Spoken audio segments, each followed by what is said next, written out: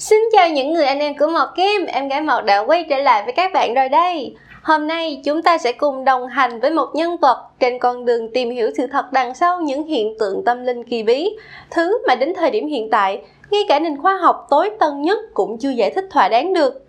Và cũng trên hành trình ấy, người không tin, phản bác nhiều nhất về các sự việc siêu nhiên lại cũng có khi chính là kẻ yếu mềm và dễ bị tâm linh nuốt chửng nhất. Hãy cùng với em gái Mọt khám phá nghi lễ tâm linh kỳ lạ trong tựa game Project Cat Paper Lily Prologue nhé!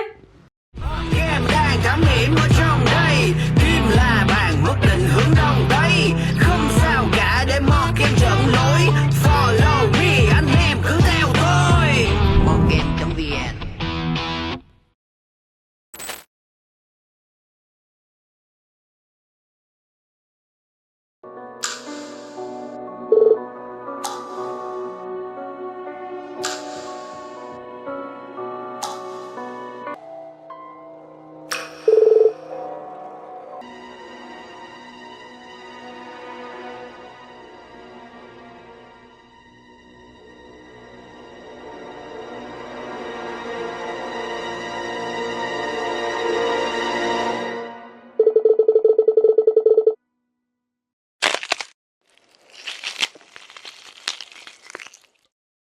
Project Cat Paper Lily Prologue là tựa game kinh dị có hình ảnh anime khá hấp dẫn và thoạt nhìn không có bất cứ liên hệ gì với hai chữ kinh dị. Đó là trong trường hợp bạn chưa chơi những game như Couch Party, Doki Doki Literature Club hay Yuppie Cycle mà thôi. Chứ còn đã quen với kiểu thoạt nhìn đồ họa cứ tưởng là game hẹn hò, nhưng mà khi chơi thử rồi mới thấy rợn hết cái tóc gáy, thì cái kiểu lừa tình này rất quen thuộc.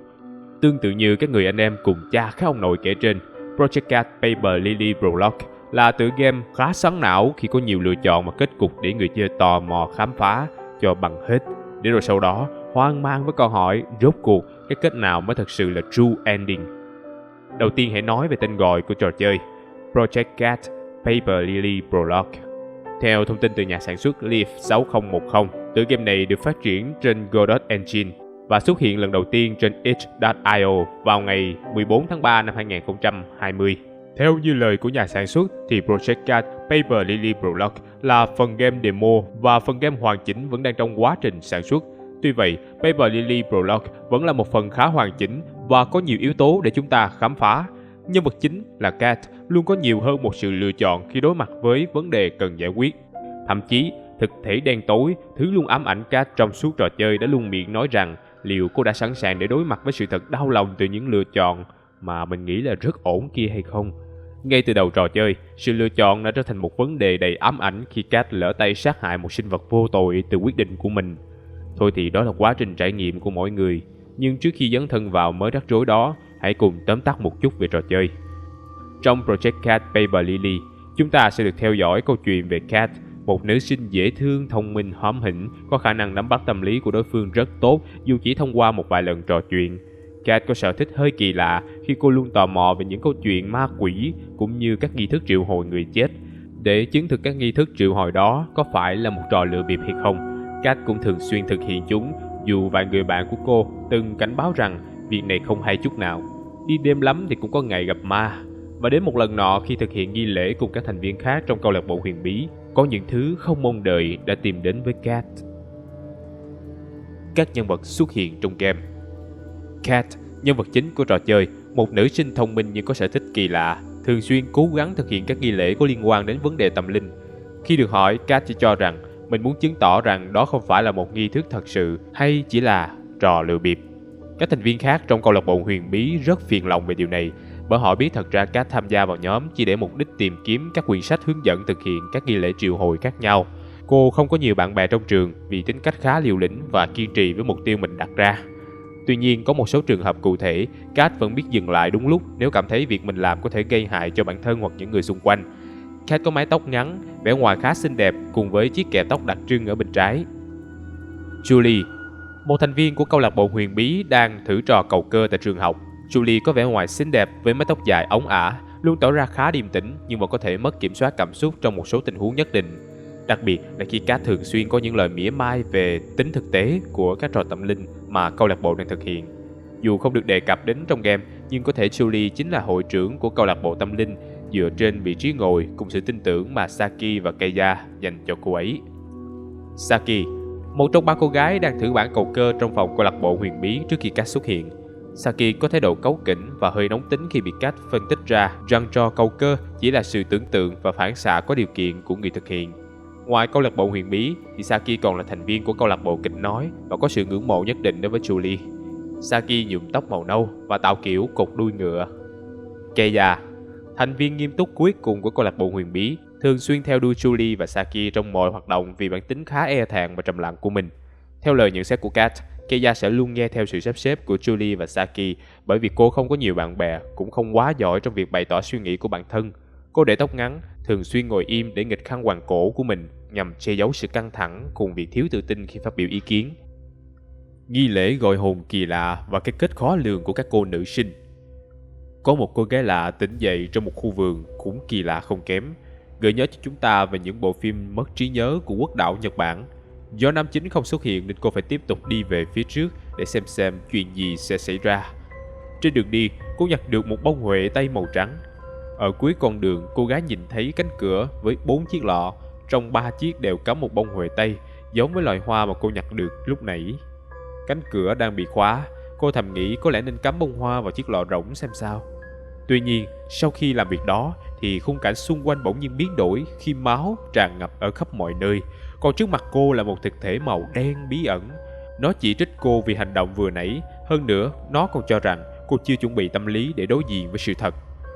Lúc này, bông hoa huệ tây biến thành một con chim sẻ và hành động cắm hoa vào lọ rất bình thường vừa rồi thực ra đã dìm chết chú chim tội nghiệp.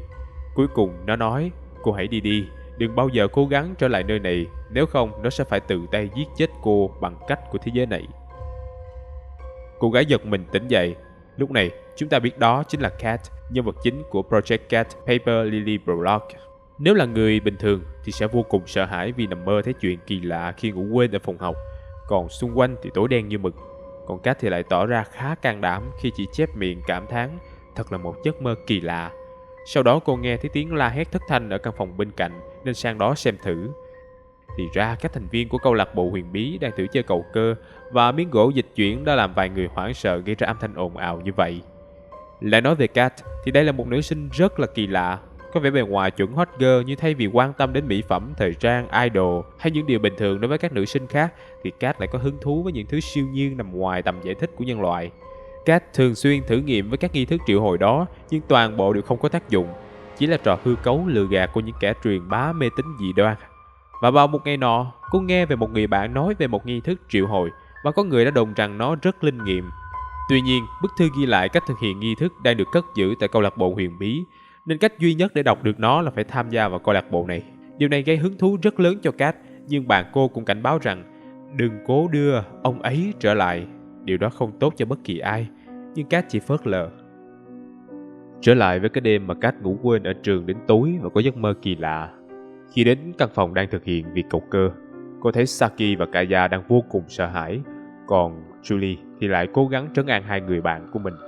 Kat bật cười và giải thích rằng việc con cơ nó di chuyển chỉ là sự tưởng tượng của những người tham gia, hay nói chính xác đó chính là hiệu ứng vô thức. Vậy thì hiệu ứng vô thức đó là gì?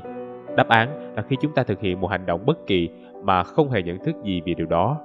Trong trường hợp chơi cầu cơ, khi bạn đặt câu hỏi cho bàn cầu cơ, não của bạn cũng đang vô thức lục lọi các ký ức có sẵn và tạo ra những hình ảnh có ý nghĩa. Sau đó, tiềm thức sẽ điều khiển cơ cánh tay cùng bàn tay dịch chuyển biến tam giác đến câu trả lời mà người chơi đang muốn nghe nhất. Nhưng bạn không hề hay biết mà lại cho rằng có thế lực siêu nhiên nào đó đang làm ra câu trả lời. Để chứng minh cho luận điểm này, các nhà khoa học đã làm thử một thí nghiệm. Theo đó, người tham gia phải cầu cơ 2 lần. Lần đầu như thông thường, nhưng lần thứ hai họ sẽ bị bịt mắt. Kết quả cho thấy, lần đầu các đáp án tương đối rõ ràng, trong khi lần 2, người thử nghiệm hầu như chỉ đưa ra các kết quả rời rạc và vô nghĩa. Điều này chứng minh bàn cầu cơ chỉ hoạt động chính xác khi những người tham gia có thể nhìn thấy chữ viết trên đó để tự điều khiển. Nếu thực sự có một linh hồn nào đó dẫn dắt, dù người tham gia có bị bịt mắt hay không, thì câu trả lời vẫn sẽ không bị ảnh hưởng. Nếu vẫn cảm thấy chuyện tâm linh không đùa được, có thể sử dụng thí nghiệm Chaprugal để chứng thực thêm lần nữa bằng cách sử dụng một sợi dây dài khoảng 30 cm, buộc một vật nặng vừa phải vào một đầu, rồi cầm đầu còn lại đưa thẳng ra phía trước để tạo thành con lắc. Cố gắng thẳng tay để nó chuyển động tự nhiên, Sau đó tự hỏi những câu có dạng có không và quy định xoay theo chiều kim đồng hồ là có và ngược lại chiều kim đồng hồ là không. Ngay cả khi người thử nghiệm cam đoan rằng mình không chuyển động thì con lắc vẫn xoay theo câu trả lời của họ, chứng tỏ tiềm thức của người cầm dây đã buộc cánh tay phải chuyển động theo ý muốn dù lý trí phủ định điều đó. Trở lại với Kat thì cô ta biết được điều này nên đã giảng giải cho ba cô gái kia một bài thuyết giáo rồi đề nghị họ thử cầu cơ lại bằng cách bịt mắt. Tuy nhiên họ không hề biết ơn vì chuyện này, thậm chí còn quay lại trách cứ Kat đã khiến cho cả nhóm mất hết cảm xúc trong buổi cầu cơ huyền bí. Mặc kệ những người bạn khó ưa, Kat đã lấy được tấm giấy hướng dẫn thực hiện nghi thức triệu hồi nên cô sang một phòng học kế bên để bắt đầu thực hiện. Đầu tiên, Kat phải xếp bàn học tại 3 căn phòng sang hai bên để chừa một lối đi rộng rãi ở chính giữa. Sau đó, cô sẽ dùng phấn vẽ 2 đường thẳng song song chạy xuyên qua 3 phòng học.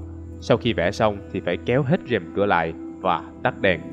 Ở căn phòng chính giữa, cô phải thắp 12 ngọn nến trên mỗi bàn học và chờ 5 phút. Sau khi chờ xong thì dùng một ngọn nến trong phòng để đốt nắm tóc lấy từ bất kỳ ai, có thể là các thành viên của câu lạc bộ huyền bí và cũng có thể là tóc của chính cô. Đốt xong, Kat sẽ phải thổi tắt toàn bộ nến, nhắm mắt đếm từ 1 tới 100, rồi mở mắt ra để nhìn thấy điều mình mong muốn. Tuy nhiên, khi chuẩn bị, hàng loạt sự kiện kỳ lạ đã xảy ra.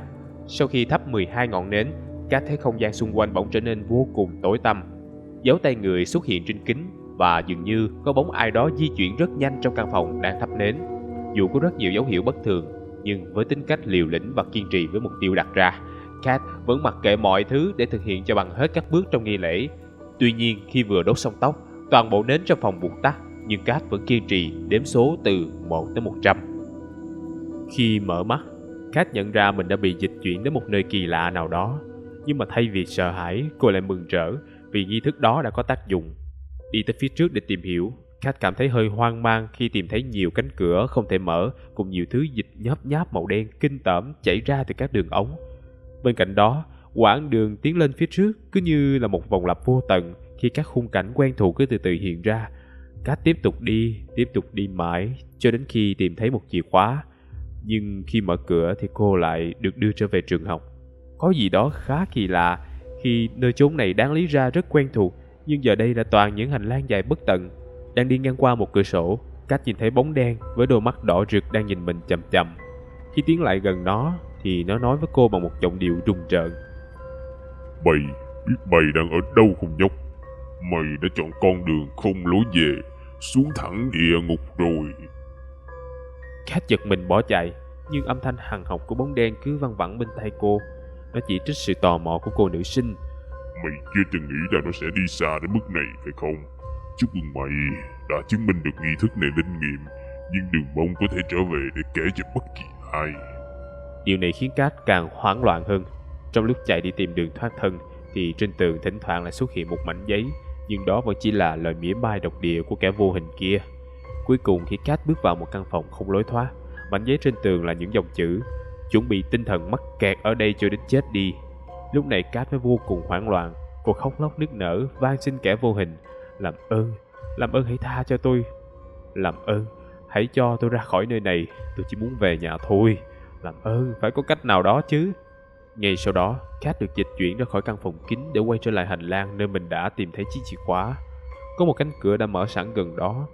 Dù rất sợ bị đưa về hành lang trường học vô tận khi nãy, nhưng không có nhiều sự lựa chọn cho cô gái. Trong căn phòng, Kat thấy thân xác không hoàn chỉnh của Julie, Saka và Kaya. Điều này càng khiến cho tinh thần không ổn định của Kat ở trên bờ vực sụp đổ.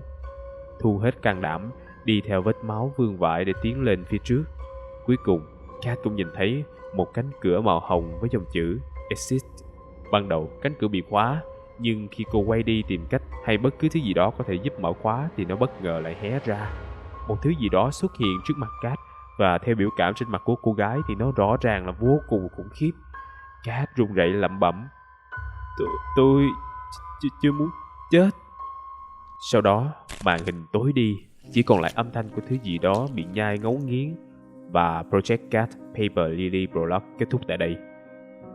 Thực tế, đây chỉ là một trong 8 kết thúc của cả hai tuyến Nice và Min của trò chơi, nên đừng hoang mang nếu bạn không có được trải nghiệm như đã kể. Chỉ cần kiên nhẫn thử lại, cũng như hoàn thành một số điều kiện cần thiết, thì kiểu gì nó cũng sẽ mở khóa hết toàn bộ các kết thúc khác của trò chơi mà thôi. Các kết thúc khác và giả thuyết về quá khứ của Cat. Đầu tiên chúng ta hãy đến với Nice Road ở trong game. Tất nhiên dù cố tỏ ra vẻ dễ thương nhưng cũng không làm thay đổi kết quả cuối cùng, nhưng vẫn có một vài điểm khác biệt mà nếu để ý có thể nhận ra ngay.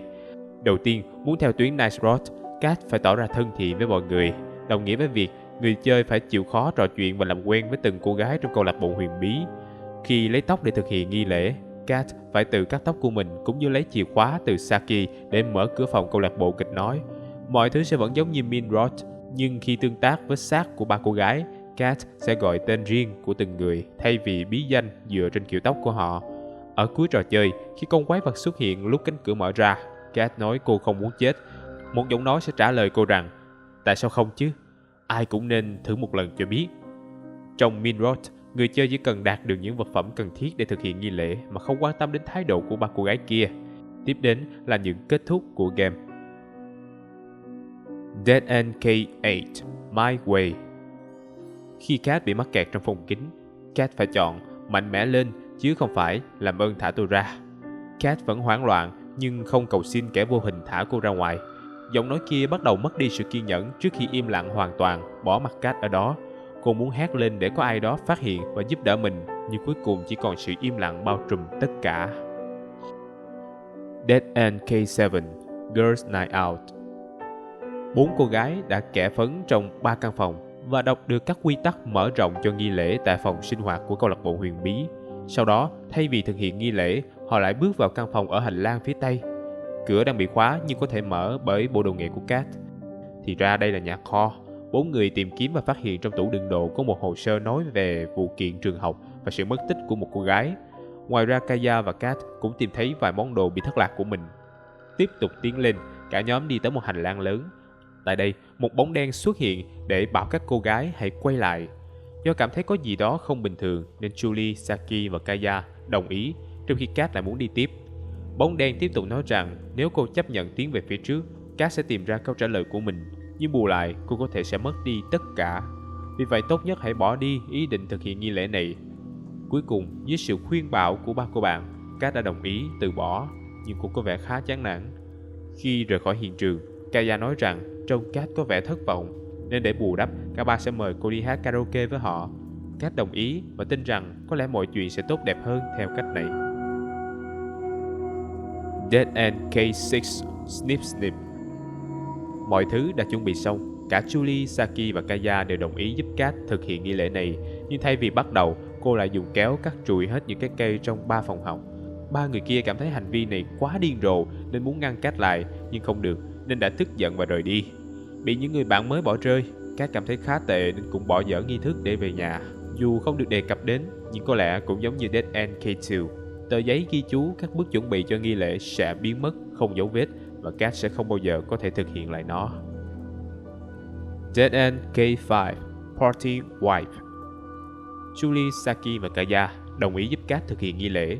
Họ bắt đầu chuẩn bị mọi thứ và thực hiện như hướng dẫn trên tờ giấy. Tuy nhiên khi Cat bắt đầu đếm, cô nghe thấy âm thanh chặt chém ở rất gần mình. Lúc mở mắt ra, Cat phát hiện cả 3 người bạn đã chết, thi thể cũng không hoàn chỉnh. Cat rời khỏi phòng trong sự hoảng loạn tột độ, nhưng một giọng nói bí hiểm vang lên cho biết rằng đôi khi những kẻ ngốc thích dẫn cả đám bạn đi cùng với họ, dù chẳng thể thay đổi được gì. Sau đó, màn hình tối đi, có thứ gì đó xuất hiện để giết chết Cat, bất chấp lời cầu xin của cô ấy. Dead End K4 Nevermind Forever. Sau khi làm quen với 3 cô gái trong câu lạc bộ, Cat nhận ra mình không thể cắt tóc của người khác nếu không được sự cho phép, và cô cũng không muốn lấy tóc của chính mình. Dù Julie, Saki và Kaya đã giúp đỡ Cat chuẩn bị, nhưng cuối cùng cả 4 quyết định bỏ dở nghi lễ. Giờ đây cô đã có những người bạn mới để chia sẻ, nói chuyện và tâm sự, nên cô mất hết hứng thú với mấy trò mê tín dị đoan. Dead End K3 Academy Spiral. Cat quyết định rời trường học sau khi Julie, Saki và Kaya đã rời khỏi phòng cầu cơ, nhưng có gì đó kỳ lạ khi cô đi mãi mà các bậc thang vẫn không kết thúc. Cho rằng đây là một giấc mơ kỳ quái, cô ngủ thiếp đi, nhưng khi Cat tỉnh lại thì vẫn phát hiện mình đang ở cầu thang. Cô dùng phấn vẽ một dấu X để làm mốc, nhưng khi đi đến bậc thang cuối cùng, Cat hoảng sợ phát hiện mình lại đi theo một vòng lặp. Sau nhiều lần thử tìm cách thoát, Cat tuyệt vọng nhận ra mình bị mắc kẹt trong một vòng lặp không bao giờ kết thúc. Và khi màn hình chuyển sang màu đen, cô nức nở khóc và xin lỗi mẹ, nói rằng mình không bao giờ có thể về nhà nữa. Dead End K2 Cold Cat Feet. Cat phải rời khỏi trường trước khi chuẩn bị đủ tất cả các vật dụng cần thiết cho nghi lễ, trong khi Julie, Saki và Kaya vẫn ở trong căn phòng họ chơi cầu cơ khi cô rời trường.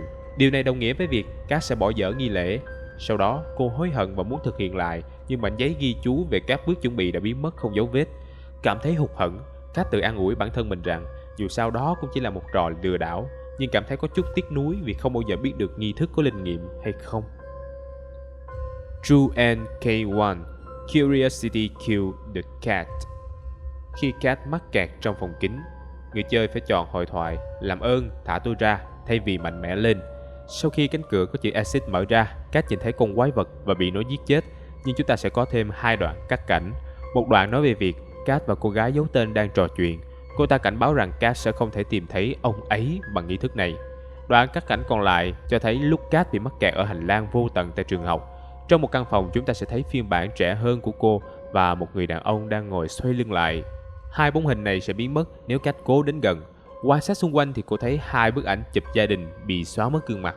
Dưới sự ngổn ngang của những cuốn sách khoa học với nhiều trang bị làm dấu cùng vài cuốn sách có tựa đề khó hiểu như những thay đổi sinh lý của con người trong môi trường cụ thể, mô tả chấn thương tâm lý ở các bệnh nhân được nghiên cứu. Cat có thể bỏ qua ảo ảnh này và khiến giọng nói bí ẩn khó chịu. Tuy nhiên, điều này sẽ không thay đổi kết quả sau cùng. Game có nhiều kết thúc khác nhau, trong đó K2, K4 và K6 có vẻ dễ hiểu nhất khi Cat đơn giản là từ bỏ nghi lễ triệu hồi để quay về nhà hoặc đi chơi với bạn. K1 được mệnh danh là True End vì nó tiết lộ nhiều vấn đề xung quanh cô nữ sinh này khi bức ảnh chụp chung của 2 cha con bị bôi xóa hoặc váy bẩn bởi những thứ nhớp nháp màu đen, giống với thứ trong hành lang vô tận nơi Cat tìm thấy chiếc chìa khóa. Theo đó, có thể nhà sản xuất muốn ám chỉ rằng khi Cat còn nhỏ, cô có một mối quan hệ không quá lành mạnh với cha của mình, và đó là lý do tại sao ảnh chụp chung của 2 cha con bị váy bẩn. Nguyên nhân có thể là do hội chứng rối loạn tâm lý mà Cat mắc phải, bởi trong căn phòng có những cuốn sách nói về thay đổi sinh lý của con người trong môi trường cụ thể, mô tả chấn thương tâm lý ở các bệnh nhân được nghiên cứu.